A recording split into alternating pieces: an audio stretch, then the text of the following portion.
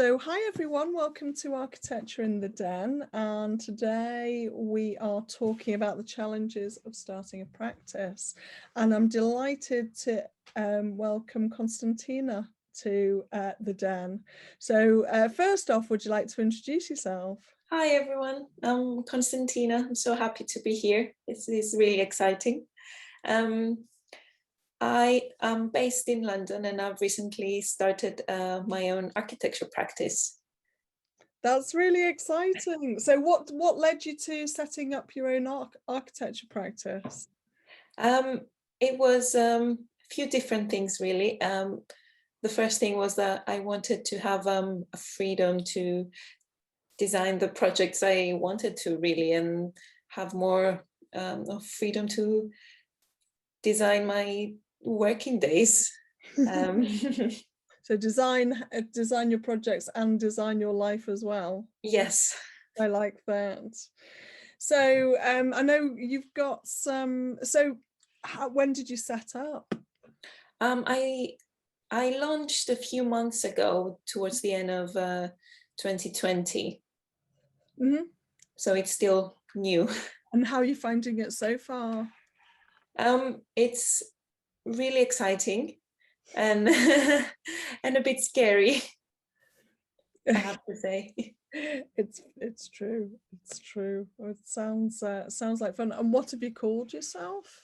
So my practice is called CA Architecture. Mm-hmm. And I know you've got a lot of questions to ask me. So do you want to start asking? I do, yes. Throw some back at you as well. One of the first questions I have in mind is that where do you find clients in the first place? So I just do domestic residential work, so kind of extensions. So I tend to find clients. We do a lot of marketing. We've sort of spent years kind of establishing kind of a brand name on Google. So it's all about having a fantastic website, not necessarily well, as well as looking amazing, it's really deep and it's got loads of kind of keywords in it. Okay. And so the idea is that all roads kind of lead to your website. So you know, if you do a bit of PR, the clients will sort of come back to your website. If you do social media, it'll come back to the website. If you put leaflets out somewhere, they'll go to the website. So what I tend to find is clients now start to find us, which is quite nice. That's what you want to be. Yeah, yeah. I think just going back to when I first started, I did a lot of networking, and yeah, that was the start of kind of like how clients found me, really. And where do you network? How do you network these days with obviously we're all stuck at home? So I did I went through my address book, and kind of just met up with sort of potential referral partners. So if you think of people who might kind of sort of put clients your way, it could be anybody. Mm-hmm. You know, your best friend, you know, if they are, you know, it doesn't really matter what they do, if they believe in what you do, and they hear someone who say, I need an architect, then they're going to point them towards you. But you know, likewise, you know, in our industry, quantity surveyors or estate agents, builders, interior designers, suppliers are all going to be in contact with potential clients at various points. Yes, of course. It's yeah. So just reaching, so I'd just go through your kind of your contact book and just meet up with people. That's such a good idea, really. It's really simple, but it's yeah. Yeah, and you just, you know, just find people who are in your corner and they'll promote you. They'll listen out. That would be ideal. And then networking groups are basically, you know, if you've not got those connections, you can start making those connections within a networking group. Yeah, of course. Do you have any good networking groups to suggest? Well, there's quite a few different ones. It depends on what type of work you want to be doing. Do you know what sort of work? Yes, I'm currently focused on residential work. So I've already done a project for a residential extension here in London. So, and that's the kind of work I want to focus more on. So mums groups are good. Okay, that's not the first thing that would come to my mind, but yeah, that's because they're all potential clients. Yeah, of course. So yeah, you can you've got a child, right? No, I don't. No, I don't. I've got that wrong. And I'm live on YouTube as well. That's all right. So get a child and then do networking mums groups. Okay, I was thinking more of a faster way, but that could work. That's a slow way. No, just think about the natural networks that you've got. Okay. So, you know, if you do sport or go walking or, you know, things that you enjoy doing, you know, you know, there are you know, there's networking groups that do all sorts of stuff. You kind of trying to probably talk to young professionals, you know, who, you know, I don't know whether they do walking groups or tourist group. I don't know, I'm just making it up. But it is helpful because in my mind, networking it's with other architects, so yes, yeah, no, very different yeah, no, approach. I want to be networking with architects who want to be, because they're competition. Although I do get a lot of work from architects. So, okay. yeah, From bigger practices. Big companies, yes. Okay. That is one way, and vice versa. So if I have larger jobs, I'll refer them on to other larger architects. Okay. Yeah, That's a good idea. yeah. Okay, can we talk a bit about fees? We can try, yes. So where do we even start? What is an appropriate fee, and how do you go about The fees are a bit of a dark art. I mean, I think the RIBA had a fee calculation. Yes. Yeah, there was a fee scale that's not No, not a fee scale, but there was like okay. a way of calculating it. I've not used it. Are you a member of the RIBA? Yes, I am. Yeah. Well, contact them and see. Okay. Yeah. Whether it was available for chartered practices or not.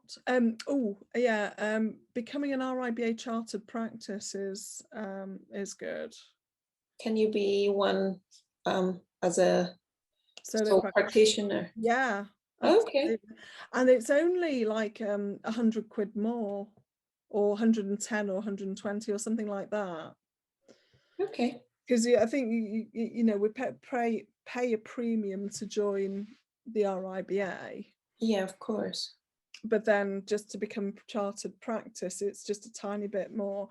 And then it gives you access to, they can put you on the, I get quite a lot of inquiries through the is it Find an Architect through the Yes, I saw that on their website, and I was wondering, how do you get to go on that directory? If you're a chartered practice, you do. I see. Okay. And also I've just done grand designs and on the Ask an Expert panel. And again, that was on this week. Yeah, so it was online, but once you're a chartered practice, they'll put you forward for stuff like that. That would be a fantastic thing to do. Yeah, it is. It is. Yeah. Fee scale, it's a bit of a dark art. I think it's about understanding how sort of how much work a job's going to take, and then allowing your overheads and profit on top of that.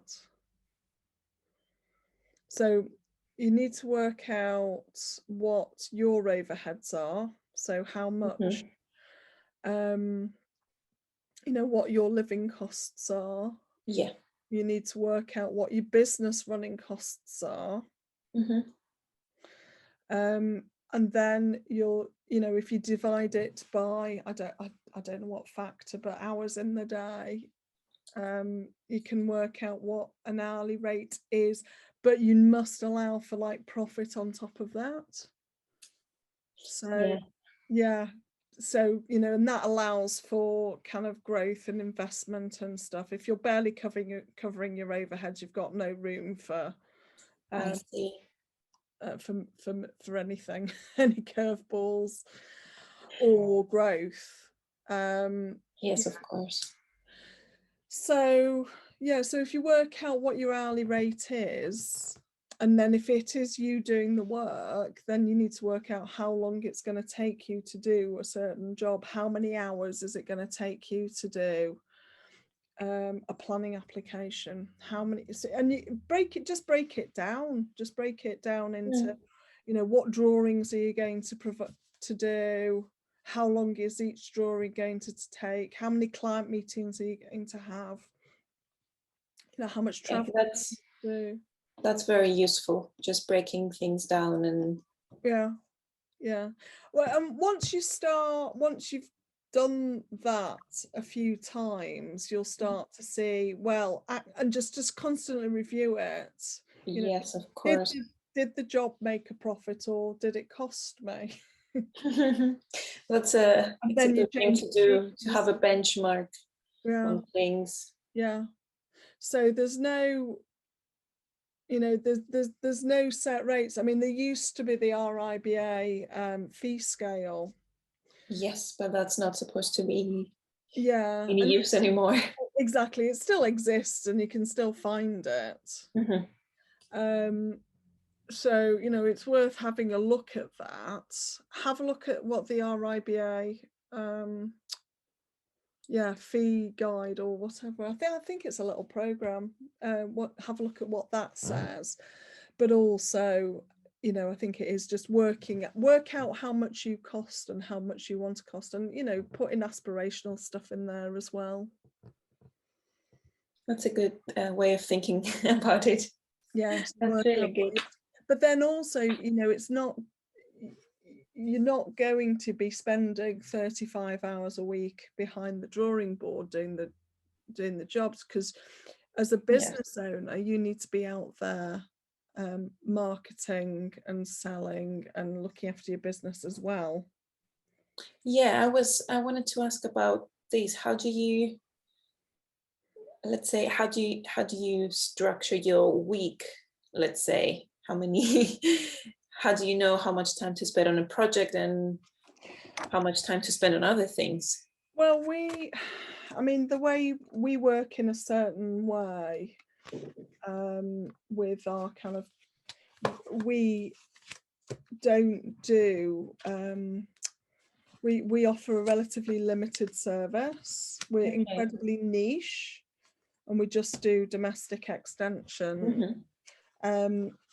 But kind of, you know, the good thing about kind of the franchise business is that we, kind of we review sort of how our time's spent, and so we can look at it. This was based on 38-hour week.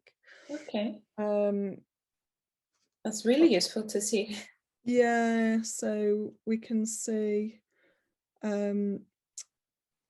sort of just how everything breaks down. 30% is client facing, doing workshops. That includes client meetings and to a certain point. I've got prospects, so that's kind of meeting clients for the first time was 13%. Travel was 25%. This was clearly, this was before COVID. Yes, of course. So marketing was 16% and admin was 16%. Okay, so marketing and admin take quite the distinct groups. Yeah, so you can see actually, the client, so you're spending less than half the time client facing. Yes. Sorry, doing the job. Yeah.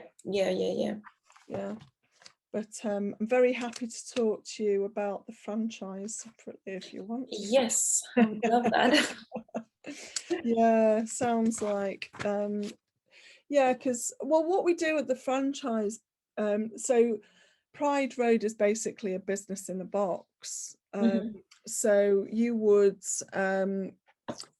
so what area of London do you live in? I'm based in central London. Central London. Yes. So I've split the country into 155 territories, and there's about 15 territories in London. So you would fall within one of the central London kind of territories. And the way that we've worked it out is there's 70,000 owner-occupier homes within a 20-minute travel distance.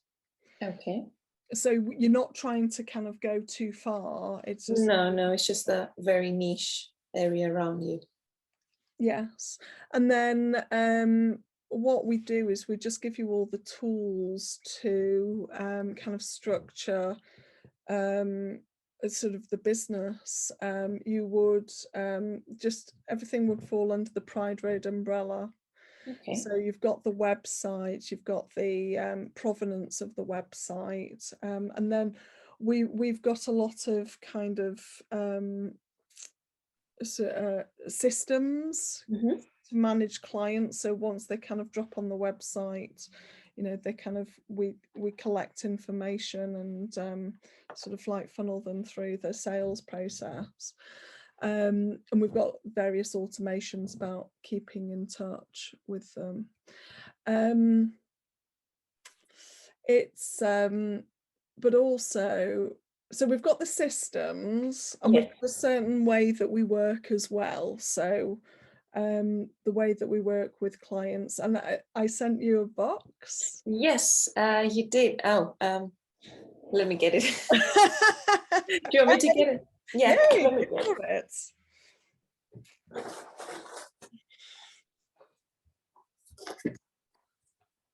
So yeah, I've got my box here. It's got the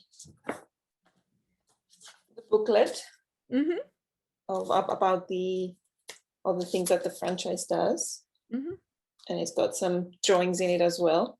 Some really nice technical drawings here. And it's got a really cool snakes and ladders game on how to set up a business. It had some really nice chocolate inside, but it's gone now. Of course. Of course. It's the snakes and ladders game. So if you're listening on a podcast, Constantina's opened it out. You can hear from the paper and is holding it in front of the screen.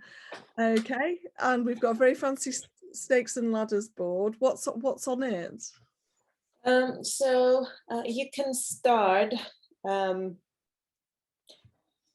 actually square one is mentoring, which is what we're doing now. And then you, as you go on, then you have networking. You've got another square that says get image style to gain some confidence. Yeah, that's so I've got so excited. I've got 2 new starters coming on. Okay, that's exciting. I know. I shouldn't really be talking about this on the internet, but yes, I'm just fingers crossed. So 2 starters, not quite signed up yet, but about to, and so I've just been working out all the training and scheduling, and yeah, we have set in the diary the image list, which is awesome. Amazing. So yeah, it's all about if you are comfortable with how you look and confident with how you look, it's just one less thing to worry about. Yes, of course. So and then you can focus on the work. You can focus on, you know, talking to clients and winning work and doing the work and going to networking events and stuff like that, and you're less bothered about what you look like. She says, I'm going to the hairdressers tomorrow morning. You mentioned about the training is done. How long does the training take? The training, it's 10 days over a month. Okay. So we're breaking it up, sort of 3 days in the first week, then 2 days the following week, then 3, then 2. And we're actually doing it in a mix of kind of real life and online. So first 3 days is up here at Pride Road HQ. So we've got, what have we got set up? We've got some good coaching set up with Imelda. That's day 2, because day 3 we're going to a networking event.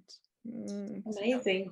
It sounds like a great yeah, training. Yeah, day 1, I think, I'm just looking at my board, we've got a workshop, so they're going to be shadowing me. So it's just about building up kind of a picture of the business sort of slowly, and everything just all starts slotting into place. But, you know, when you join the franchise, there's an operations manual. You know, there's an extensive sort of list of videos. But then there's kind of like support. We meet on Zoom kind of once a week. And then we try and meet in real life once a month as well. So, you know, you can sort of thrash out any issues. We've got technical support as well. So, and so we've got a business coach as well. So sort of helps to sort out your head. Yeah, that sounds very helpful, really. Yeah, so it's kind of a business coach. Mm. There's small things like this that you don't think about. Yes. On essentially running a practice. Yeah, because I mean, I read so one of the first business books that I read was by Michael Gerber. And it was called, it's worth a read actually, The E-Myth Revisited. Okay. And in it he talks about kind of the difference between being a technician, so, or a professional, so like what we are, you know, we've qualified as architects. Yeah. And the myth that if you are a qualified architect, you can set up a business. But actually, what we don't have is the business skills. Yes. And despite all the long years of yes, yeah, exactly. And what he does is just breaks it down a bit, and sort of he starts talking about sort of systemization, basically. Okay. Yeah. Yeah, thank you for the suggestion. Yeah, so have a read of it. Yeah, so yeah, Pride Road, well, it's kind of started out 10 years ago as Rain's Architecture. And because I set up, because I'd been made redundant like twice on and after maternity leave. Oh no. And I couldn't get a job, so I kind of had to set up on my own to work. And I tried working in different sectors, but I ended up kind of out of the working in the domestic sector, so extensions. And then what I found was, rather than it being a horrific experience that everyone had warned me about, I really enjoyed it. Yeah. It was nice working with homeowners. Yeah, it's a very different experience working with people that and you know the person who's gonna live in that house you're designing. And it was and then every time I made a mistake, and I made lots of mistakes, I just kind of systemized the business model each time. So explain things a bit clearer, had a diagram for this or a video for that, or changed the way I structured things, or tweaked my appointment letters. And so, you know, what I found was that I'd got a very kind of sleek model, and domestic clients, you know, were good.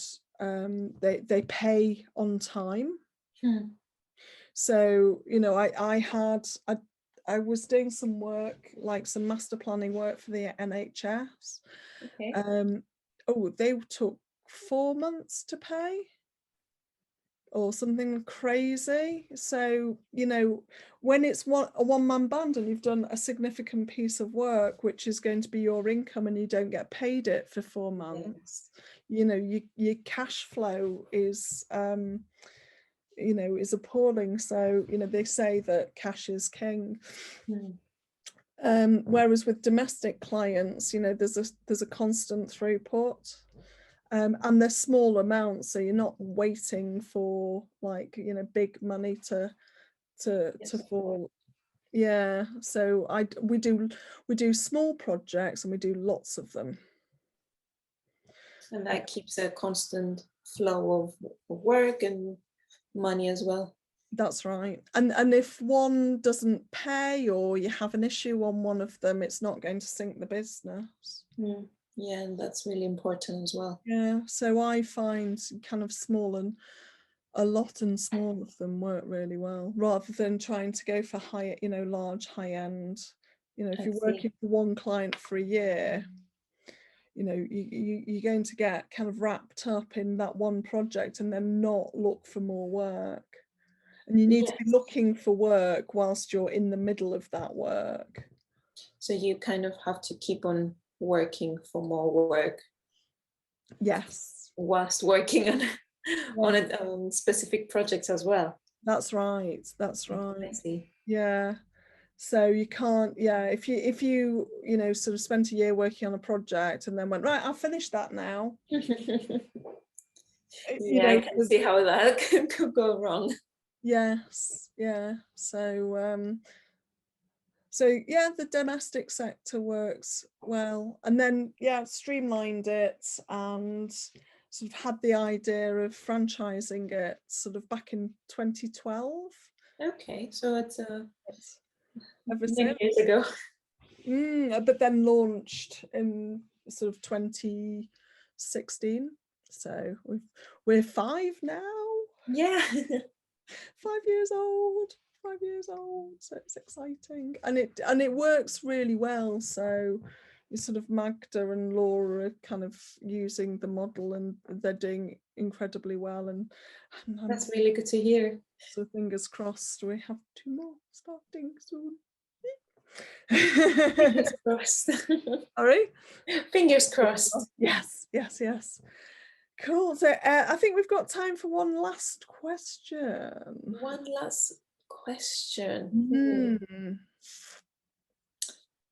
I think I've got another one. So talking to different people and seeing like lots of marketing things online, people suggest having a niche, and I know you've done this, but when you're starting up and then you don't really have lots of choice, let's say, of clients, do you pick a niche and go with it, or do you just accept any jobs that come your way? I think it's about trying to work out what excites you and what you want to do, and then, you know, and then become an expert in it. So, you know, if you wanted to get involved in, I don't know, the last podcast I did was with Dominic Haley, and we were talking about later living. That's kind of like a niche that he's working, and yeah, he's got some sort of great ideas about finding your niche. But I think it's, you know, once you've kind of worked out that area, like wanted to do that, then they become experts in it, and they start writing publications, and you know, you then kind of put out what you want to attract. So if you had a web, you know, if you wanted to do, I don't know, lunar design or something like that, you know, you'd do a website with lots of pictures of lunar design or technologies or the moon or space exploration. And then, you know, you do some research about it, maybe put out a publication, and then, you know, eventually you'll attract the clients that you want to work with. I see. So it's not a matter of just picking one from day one and just going with it. It's a matter of building towards that. Yeah, I think so. I think, you know, if that makes it that area you want to work in, then you've got to keep that. You've got to be really clear about what your goal is. And yes, you may do some other stuff whilst you're doing working towards it. But just, you know, constantly keep your eye on where you want to go. That sounds great. Clarity on your goals is absolutely key. Right. On that note, we'll sort of end the podcast. So thank you so much for coming on, and good luck with everything. Thank you. I think we'll have a chat about the franchise off air. Yeah, let's do that. Thank you so much for having me. This has all been very useful. So if we wanted to have a look at your website, how would we find you? So it's Constantina-Avraamides.com. If it helps, I'll post a link with this podcast. Absolutely. So what we'll do is we'll put a link in the bio. So thanks everyone for listening, and if you've enjoyed the podcast, this is available on YouTube and Spotify. Please like, subscribe and share it, and if you would like to come on as a podcast guest, please get in touch with me, Lisa Rains, and please have a look at our website, prideroadfranchise.co.uk. Okay, so goodbye. Bye.